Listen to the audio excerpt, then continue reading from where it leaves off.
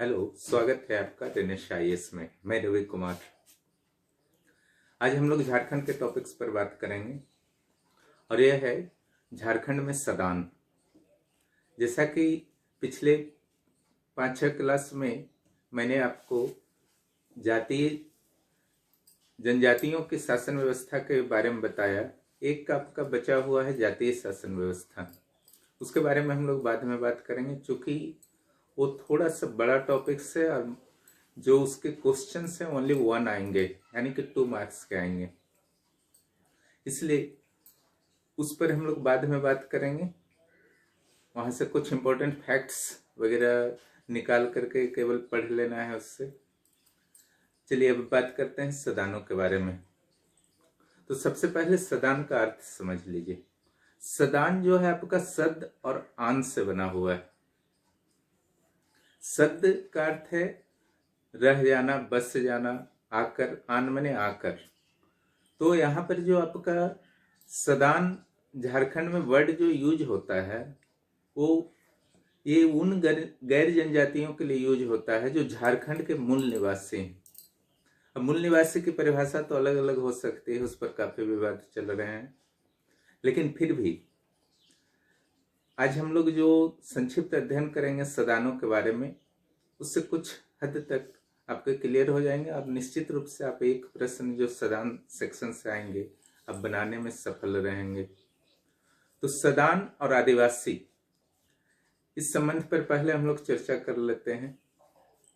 तो यहाँ पर देखिए कि सदान जो है सद परेवा से काफी निकट संबंध रखता है शब्द से। सदान शब्द सद परेवा का अर्थ होता है घर में रहने वाला कबूतर, और दूसरा है बनिया कबूतर, यानी कि वन में रहने वाला कबूतर। तो झारखंड में जब मानव सभ्यता के विकास हो रहे थे तो उस समय माना जाता है कि 2 तरह के लोग थे जिन्होंने थोड़ा जल्दी अस्थायी रूप से बस कर जीवन यापन करना शुरू कर दिया, और दूसरे तरह के जो लोग थे वो वन में खाना बदोश की तरह, कबीले की तरह रहने लगे, झूम कृषि किया करते थे विशेष रूप से। तो जो एक जगह जल्दी बस गए, रहने लगे, वे सदान कहलाए, और जो वन में रहते थे, जगह अपने स्थान को समय समय पर परिवर्तन करते रहते थे, वे आदिवासी कहलाए, जनजाति कहलाए। पहला तो आपका ये अंतर हुआ दोनों में, जो कि आपका इन दोनों शब्दों से आता है, सदपरेवा और बनिया कबूतर से।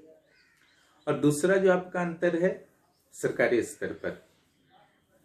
आदिवासी संवैधानिक भाषा में अगर कहा जाए तो उन्हें कहा जाता है जो अनुसूचित हैं, यानी कि राष्ट्रपति ने जिन जातियों को आदिवासी घोषित कर दिया वो आदिवासी हैं, और जिन्हें घोषित नहीं किया वे सदान हैं, और वे झारखंड के अगर मूल निवासी हैं उस स्थिति में। तो इस ढंग से सदान की आदिवासियों के साथ आप संबंध देख सकते हैं, काफी पुराना संबंध है। अब इनके आगमन के बारे में हम लोग बात करते हैं। तो सदानों का आगमन कब हुआ, कैसे हुआ, इसका स्पष्ट साक्ष्य तो नहीं है, फिर भी आप एक आकलन जरूर कर सकते हैं। यहाँ पर देखिए कि सदान जो है आर्यन भी है, इसके साथ ही आपके आस्ट्रिक भी हैं, प्रोटो ऑस्ट्रेलॉइड भी हैं। इसका ये अर्थ हुआ अगर आस्ट्रिक और प्रोटो ऑस्ट्रेलॉइड हैं तो उनके आदिवासियों से करीबी संबंध है, और ये माना जाता है कि सिंधु घाटी सभ्यता के जो लोग थे वे प्रोटो ऑस्ट्रेलॉइड थे, आस्ट्रिक थे, और यह भी माना जाता है कि आर्यों से पराजित होकर वे पूर्व की ओर आए थे और दक्षिण की ओर चले गए थे। तो उनमें से कुछ लोग जो झारखंड में आ गए तो अधिकांश तो उनमें से आपके आदिवासी कहलाए, कुछ सदानों में भी शामिल हैं, लेकिन अधिकतर जो सदान हैं वो हैं आर्यन प्रजाति के।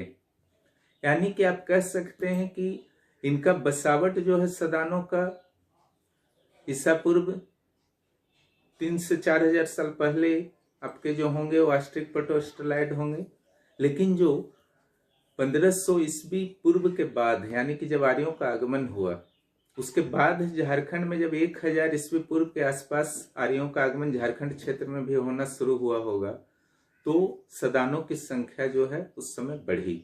ठीक है, इसलिए आप आर्यों मैक्सिमम सदानों को आप आर्यन से जोड़ सकते हैं, आर्यों से जोड़ सकते हैं।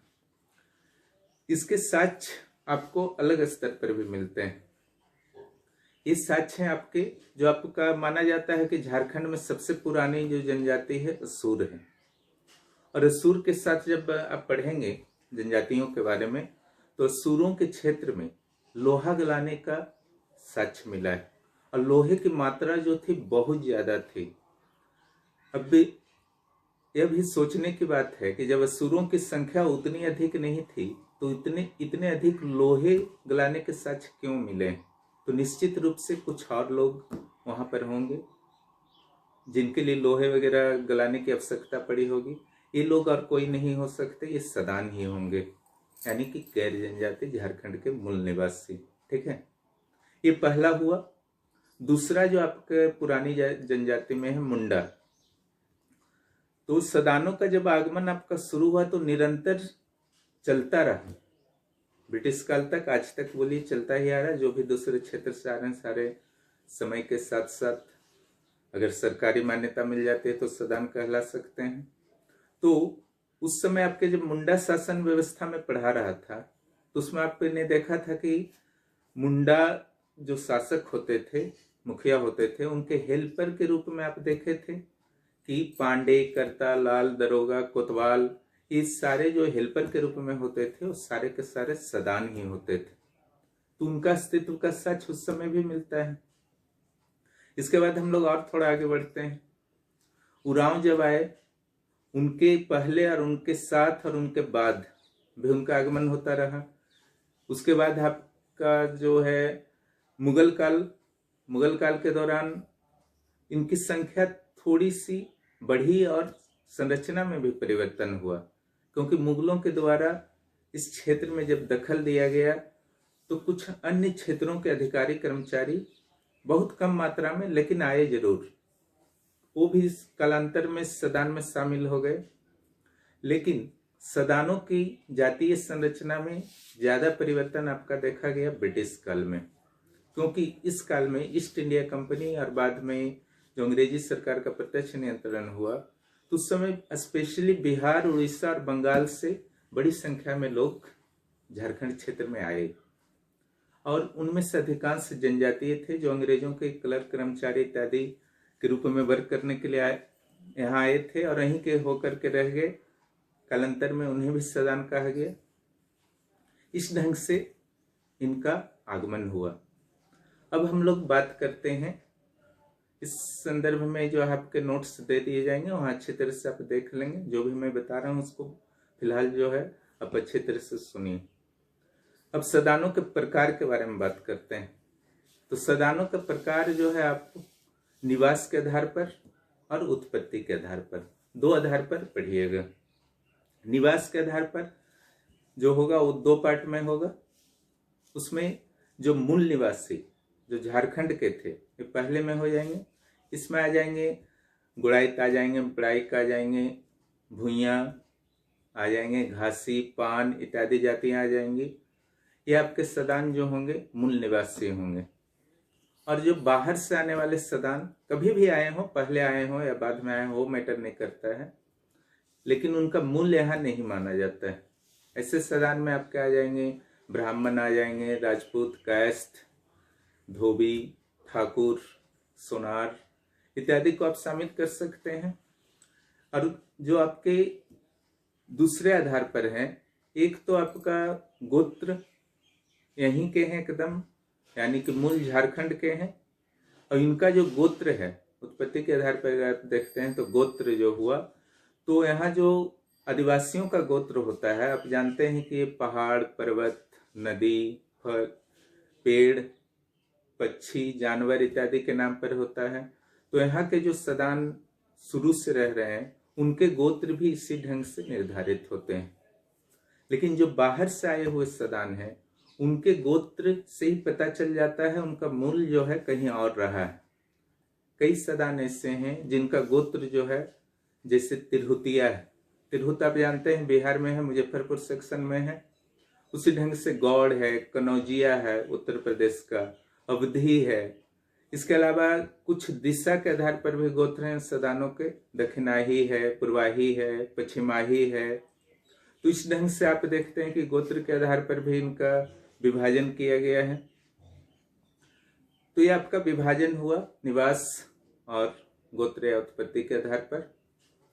और आदिवासियों के साथ आप संबंध भी समझ गए, कैसे आगमन हुआ वो भी समझ गए।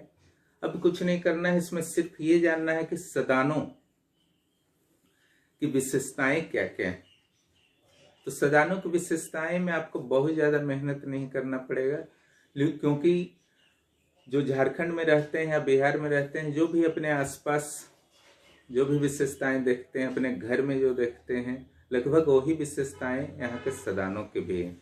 इसका अध्ययन जो आपको करना है सदानों की विशेषताओं का, वो आपको करना है सामाजिक आधार पर, धार्मिक आधार पर, आर्थिक आधार पर, सांस्कृतिक आधार पर। राजनीतिक अध्ययन इसलिए नहीं किया जाएगा क्योंकि उसका अलग टॉपिक है, ठीक है। आर्थिक आधार पर अगर हम लोग बात करें तो इनका जो मुख्य आधार आज भी है कृषि, पशुपालन और डेयरी उत्पाद से रिलेटेड आप रख सकते हैं कुछ खास जातियों में। इसके अलावा वन उत्पादों का संग्रह आदिवासियों की तरह, और शिकार वगैरह करना भी थोड़ा बहुत अब रह गया, ऐसे इसका प्रचलन खत्म होता जा रहा है। आर्थिक आधार चूंकि झारखंड के सदानों के पास सीमित होते जा रहे हैं, इसके कारण यहाँ पलायन की भी समस्या देखी जा रही है और अपेक्षाकृत बड़े बड़े शहरों की ओर लोग पलायन कर रहे हैं ताकि वो अच्छे रोजगार प्राप्त कर सकें और जीवन स्तर को सुधार सकें। इसके अलावा सरकारी नौकरी की ओर भी झुकाव उनका देखा जा रहा है और बहुत सारे सदान जो हैं सरकारी नौकरी में भी जा चुके हैं और उनका जीवन स्तर में काफी सुधार हुआ है। इसके बाद हम लोग बात करते हैं सामाजिक क्षेत्र का। सामाजिक क्षेत्र कहीं भी आप पढ़ेंगे, चाहे इतिहास में भविष्य में आप पढ़ेंगे, तो वहां पर ध्यान रखना है कि पहले सामाजिक क्षेत्र में क्या क्या स्टडी किया जाता है, उस पर विशेष ध्यान दीजिएगा। तो यहाँ पर जो आपका स्टडी होता है खान पान, रहन सहन, भाषा, शारीरिक बनावट का आप अध्ययन कर सकते हैं। उसके अलावा जो है आप किस ढंग से वे प्रतिदिन के दैनिक कार्यों में उनकी क्या विशेषता थी, ये सब आप स्टडी कर सकते हैं।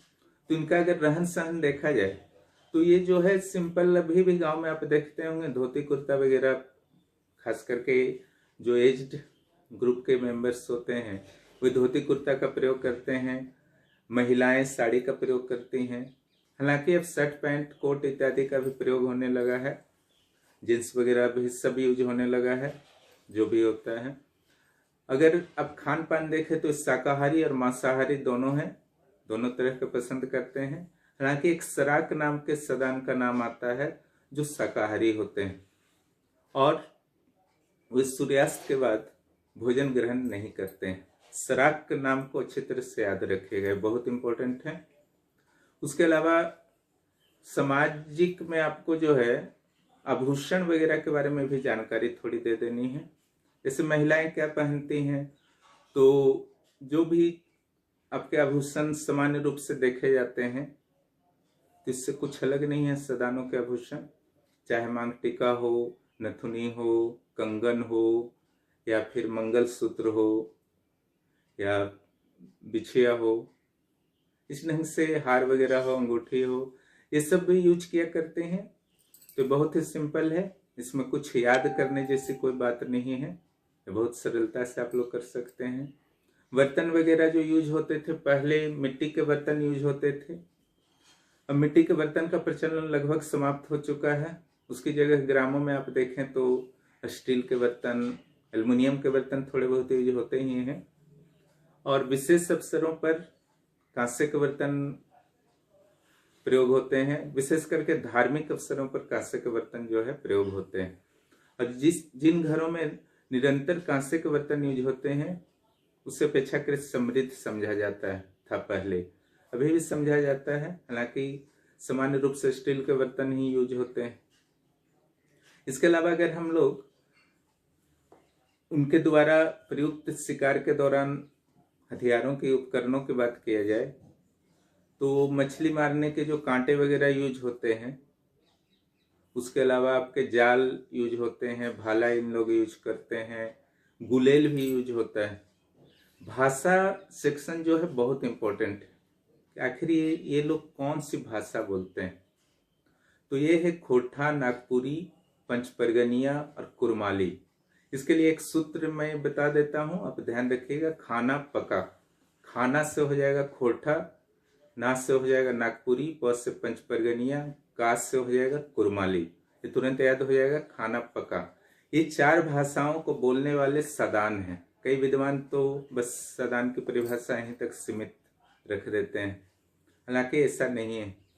ये था आपका सामाजिक शारीरिक गठन में बहुत कुछ नहीं लिखना है। लंबे होते हैं, मध्यम आकार के होते हैं, नाटे भी होते हैं, काले हो सकते हैं, गोरे हो सकते हैं, सांवले हो सकते हैं। अब हम लोग आते हैं धार्मिक पक्ष पर। देखिए, पहले तो मूल रूप से ये हिंदू ही थे और कुछ आदिवासी से संपर्क रहने के कारण सरना धर्म मानने वाले भी थे। लेकिन बाद में जब मुगलों के शासन तक मुस्लिमों का यहाँ प्रवेश हुआ, मुस्लिम लोग भी यहाँ पर रहने लगे, यहाँ के संस्कृति में रच बस गए, तो अनेक सदान मुस्लिम भी कहलाने लगे, मुस्लिम भी सदान कहलाने लगे। उसके बाद जैन बौद्ध पहले से ही थे, उनकी संख्या पहले भी कम थी, आज भी कम है, लेकिन सदान में जैन बौद्ध धर्म मानने वाले भी आते हैं। अंग्रेजी काल में ईसाइयों का आगमन हुआ और कई जनजातियों के द्वारा जो है ईसाई धर्म को भी अपनाया गया, जिसके कारण कुछ सदान आपके आज ईसाई मानने वाले भी हैं। तो इस तरह से आप कह सकते हैं कि सदान का कोई खास धर्म नहीं है। सदान जो है हिंदू भी हो सकते हैं, मुस्लिम भी हो सकते हैं, सिख, ईसाई, जैन, बौद्ध, किसी भी धर्म को मानने वाले हो सकते हैं। अब इनके सराक जो एक अलग धर्म है, सदान में एक अलग वर्ग है, धर्म तो नहीं कहा जाएगा, जो कि शाकाहारी होते हैं, सूर्यास्त के बाद भोजन नहीं करते हैं, इसका विशेष केयर कीजिएगा। अब हम लोग आते हैं सांस्कृतिक पक्ष पर। सांस्कृतिक पक्ष में जो है पर्व आते हैं, उत्सव, त्योहार इत्यादि के बारे में आपको अध्ययन करना है। नाच गान क्या उनका होता है। तो झारखंड में जो रहते हैं वो जानते ही हैं कि यहाँ पे छौ नृत्य जो है काफी प्रसिद्ध है। सदानों का भी एक आपका जो है प्रिय सांस्कृतिक आयोजन है। उसके अलावा शादी विवाह के अवसर पर तरह तरह के नृत्य और गायन किए जाते हैं। पर्व के अवसर कर्मा नृत्य हो गया, डोमकच हो गया, शादी के अवसर पर ये होता है, झूमर हो गया। और पर्व का अगर बात किया जाए तो हिंदू सदान जो हैं उनके जो सामान्य पर्व होते हैं, होली हुआ, दशहरा, दीपावली, और मुस्लिमों के ईद हो गए, बकरीद हो गए, रमजान के महीने हो गए। उसी ढंग से ईसाइयों के क्रिसमस, गुड फ्राइडे इत्यादि हो गए। इसके अलावा कुछ स्थानीय पर्व भी हैं, जैसे तीज, जितिया, कर्मा इत्यादि भी लोग मनाते हैं। तो इस ढंग से इनका सांस्कृतिक पक्ष है। और इतना ही आपको अध्ययन करना है कि सदान का शुरू आगमन कैसे हुआ, आदिवासियों के साथ क्या संबंध था, उनकी सामाजिक, आर्थिक, सांस्कृतिक और धार्मिक विशेषताएं क्या हैं। इन सभी तथ्यों पर आप केयर रखेंगे, फिर निश्चित रूप से आपके प्रश्न नहीं छूटेंगे। आज इतना ही पढ़ाना था, फिर मिलते हैं अगले टॉपिक में। धन्यवाद। एक बार फिर स्वागत है आपका रेनेशा IAS में। देखिए, ये नोट्स से सदानों के झारखंड में आगमन के संबंध में है। पहले ये आगमन के बारे में बताया गया है, फिर प्रारंभिक साक्ष्य के बारे में बताया गया है, उसे ध्यान से पढ़िएगा, स्क्रीनशॉट भी आप ले लेंगे। सदपरेवा और बनिया कबूतर के बारे में बताया गया है। असुरों के साथ सदानों का संबंध के बारे में बताया गया है। फिर मुंडा के बारे में बताया गया है। उरांव, मुगल काल, ब्रिटिश काल में किस ढंग से उनका आगमन हुआ। सदानों के प्रकार के संबंध में चर्चा की गई है, निवास के आधार पर, गोत्र के आधार पर। निवास के आधार पर जो है कुल निवास, जो मूल निवासी हैं, बाहर से आने वाले हैं, स्थानीय गोत्र के हैं, बाह्य गोत्र के हैं। उसके बाद सदानों की विशेषताओं के संदर्भ में चर्चा की गई है। ये जो विशेषताएं हैं आपके आर्थिक, सामाजिक आधार पर हैं। सामाजिक में खान पान, पहनावा, बर्तन, शिकार, भाषा इत्यादि पर मैं चर्चा कर ही चुका हूँ। उसके बाद जो है आपके धर्म और संस्कृति के संदर्भ में चर्चा की गई है। सदान जो होते थे अलग अलग धर्म के होते थे, किसी एक धर्म के ही सदान होते हैं ऐसी बात नहीं, इसलिए उनके पर्व जो है अलग अलग होते हैं। और विशेष रूप से सराक धर्म पर ध्यान रखिएगा, जो शाकाहारी होते थे। संस्कृति के बारे में डिस्कस किए गए हैं। धन्यवाद।